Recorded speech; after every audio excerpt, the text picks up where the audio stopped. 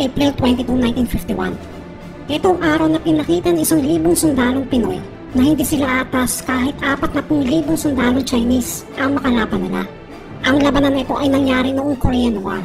Itong panahon na nagpadala ng sundalong Pinoy ang Pilipinas para tulungan ng South Korea laban sa mga komunistang bansa na North Korea at China.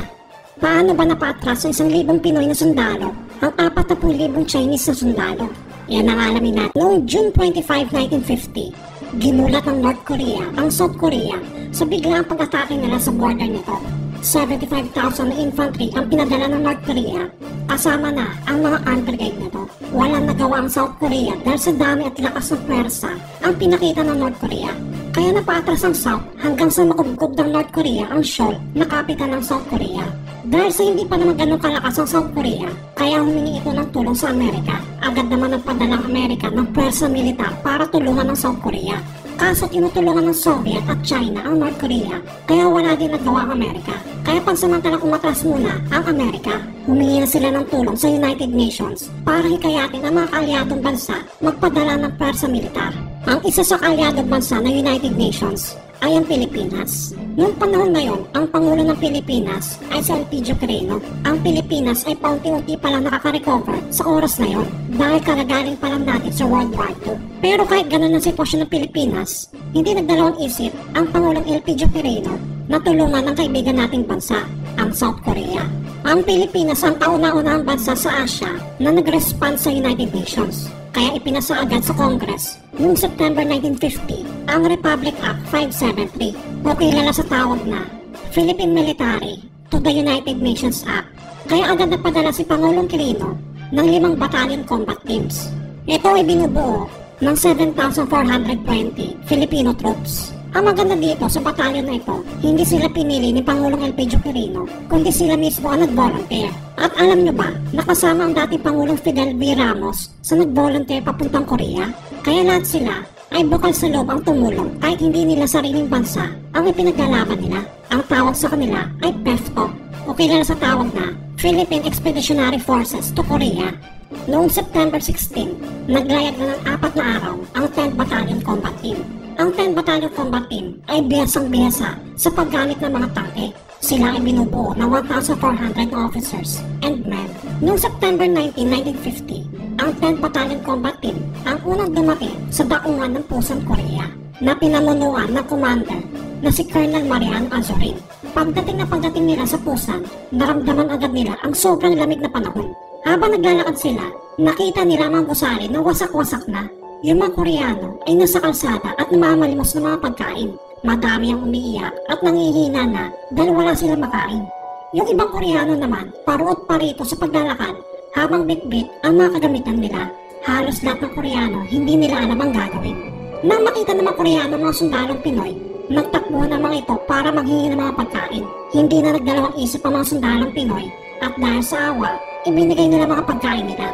Nakita din nila ang mga kaawa-awang kalagayan nila. Kaya naalala ng mga sundalong Pinoy ang kaparehas na nangyari sa Pilipinas sa kamay ng mga Hapon. Kaya pinangako nila na gagawin nila ang lahat para matalo ang mga komunista. Kahit alam nila, isusugal nila kanilang mga buhay sa hindi naman nila kababayan. Nalaman din nila na halos 80% ng South Korea ay nasakop ng mga komunista. Ang natitirang 20% ay binabantayan ng UN forces na pinangunahan ng pwersang Amerikano. Ang 10th Battalion Combat Team ay dumating sa Korea na walang dalang tangke dahil sabi ng mga Amerikano, sila ang magpaprovide ng mga tangke sa mga Pinoy. Kaso mga tangke ng Amerikano ay nawasak na nung sinugod sila ng mga North Koreans. Kaya ang naprovide lang ng mga Amerikano ay isang tangke at madaming heavy weapons. Tuwang-tuwa naman ng mga Pinoy sa mga high-powered rifles, kaya ayos sa kanila yon. Ilang linggo nagsanay muna ang 10th Battalion Combat Team para pag-aralan ang terrain na susuungin nila, ang mga armas na gagamitin nila at kung paano strategy na gagawin nila. Mula sa Pusan, ipinadala agad sila sa Sariwon sa North Korea. Sobrang lamig ng mga panahon na yon. Ang temperature ay umabot sa negative 15 degrees Celsius. Kaso ang problema ng mga Pinoy ay wala man lang sila makakapal ng mga jacket o kahit anuman na panlaban sa lamig. Kaya doble-doble ang pagtitiis nila dito. Noong November 11, 1950, nagpasya na magpatrol ang 10th Battalion Combat Team kasama ng mga Amerikano mula Myudong hanggang Sing. Pinangunahan ng Pinoy na officer na si Colonel Max Yam ang pagpapatrol. Siya ay nakasakay sa tangke habang ibang sundalo ay naglalakad na makasunod niya. Sa dulo naman nila, nakasakay sa war Humvee ang mga Amerikano. Habang nagpapatrol sila, hindi nila alam ang isang base ng mga North Koreans ay ilang kilometro lang ang layo. Nung papaliko na ang 10th Battalion Combat Team sa bundok, bigla nagpaulan ng bala ang mga North Koreans. Kaya nagulat sila at napadapa sa takot.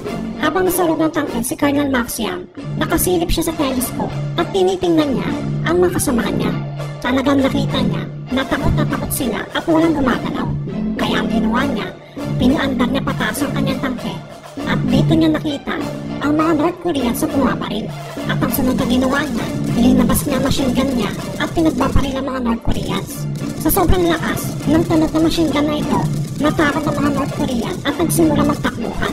Kaya ang ginawa ni Colonel Max Yam ay pinaulanan pa niya sila ng bala. Tapos na makita ng mga kapwa niya sundalo ang ginagawa niya, bumangon na din sila at pinagbabaril ang mga kalaban. Madami na sawing North Korean sa labanan ngayon. Madami din bumabaril kay Colonel Max Yam, pero lahat sila nagulat dahil walang tumatama sa kanya. Lumipas ng 13 minutes sa labanan, umatras na mga kalaban. Sa pag-inspection nila sa lugar, 42 North Koreans ang nasawi. Samantala, sa panig naman nila, puro sugatan lang ang mga kasamahan niya. Hinugkop agad nila ang base ng kalaban at ito ang unang panalo ng mga Pinoy. Tuwang-tuwa din ang mga Amerikano sa katapangan na pinakita ni Colonel Max Yam, kaya binansagan sila na The Fighting Filipinos. Pagkatapos ng laban na yon, dumiretso na agad sila sa SINC. Noong gabi ng April 22, 1951, sa mahilagang panig ni Longchon, ang 10th Battalion Combat Team bilang bahagi ng US 3rd Infantry Division ay nilusod ng isang napakalaking pwersa mula sa China at Korea. Ito ang tinatawag na The Great Spring Offensive, isa sa pinakamalaking opensiba ng Chinese People's Volunteer Army at ng Komunistang North Korean Army noong Korean War. Kaharap ng mga Pilipino ang mahigit kumulang sa 40,000 sundalo na mula sa 4 na division ng Chinese Army.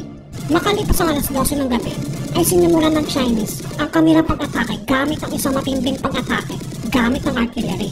Maya-maya lamang ay sumugod ng pwersang Chinese. Ngunit nahirapan sila dahil sa matinding depensa na ginawa ng 10th Battalion gamit ng mga tangke at artillery. Gayunman, isang napakalaking pwersa ng mga Chinese ang lumusot sa silangang bahagi kung saan may tulak pa atras ang Battalion Combat Team na mula sa Turkey. Ang malakas sa pwersa ng mga Chinese ay nag-focus sa gitna ng UN forces. Sinugod nila mga Turks na nakapwesto sa silangang bahagi. Tapos sa mga gilid naman ay mahinang pwersa lang ng mga Chinese. Kaya wala nagawa ang mga Turks kundi mapatras. Ganon din ang mga Puerto Ricans, iniwan nila ang post nila.